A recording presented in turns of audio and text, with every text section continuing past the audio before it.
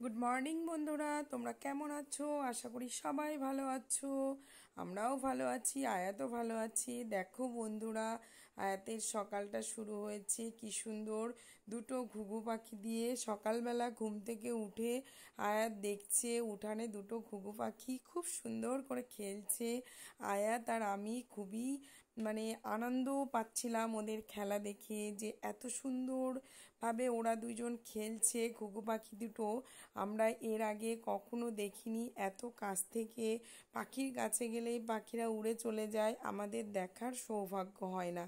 কিন্তু আজকে সকালে আমরা দেখছিলাম আয়াত আর আমি, এবং খুবই মজা করছিলাম যাতে ঘুঘু দুটো একটু ভালোভাবে খেলতে পারে, উড়ে না যায়, সেই জন্য একটু দূর থেকেই দেখছিলাম। কিন্তু তাও আয়াত একটু কাছে চলে যাচ্ছিল বলে ঘুঘুটা উড়ে চলে গেল। আয়াত ব্রাশ করছিল আর এই যে আমরা দুজন ফলো করছিলাম ঘুঘু পাখি দুটোকে।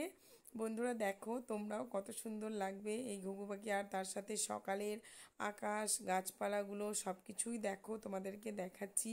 সকালে না উঠলে বোঝা যায় না যে সকালটা কত সুন্দর।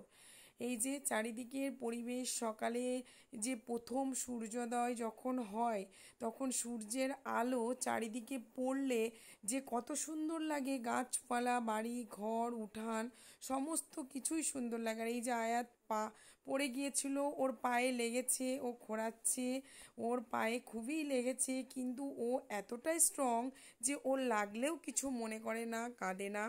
ও পড়ে গিয়েছিল, অনেকটাই কেটে গেছে, কিন্তু ও একটুও কাঁদেনি।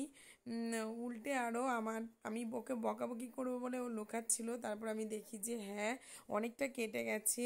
তারপরে আমি ওরে ওখানে একটু বিটাডাইন দিয়ে ধুয়ে মলম লাগিয়ে দিলাম যাতে একটু আরাম পায় ও।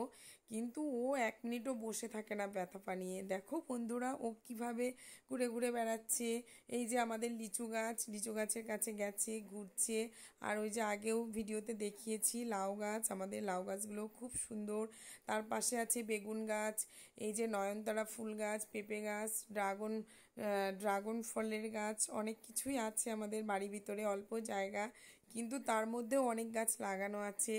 আর বিশেষ করে সবজির গাছটাই আমরা লাগাই, কারণ সবজি তো আমাদের দেখতেও ভালো লাগে, খেতেও ভালো লাগে। সবজি না হলে তো আমাদের দিন চলে না, প্রত্যেক দিনই তো আমাদের সবজি খেতে লাগে, ওই জন্য সবজির গাছটা লাগানো হয়েছে। বন্ধুরা দেখো, বাই বাই, আয়াতের ব্রাশ করা হয়ে গেল, এবারও চা খাবে।